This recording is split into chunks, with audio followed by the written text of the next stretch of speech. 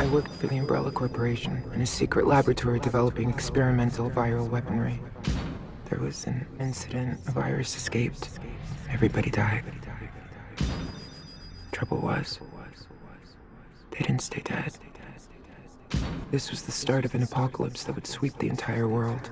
The men responsible for this disaster took refuge underground and continued to experiment with the deadly T-virus. They felt secure in their high-tech fortress.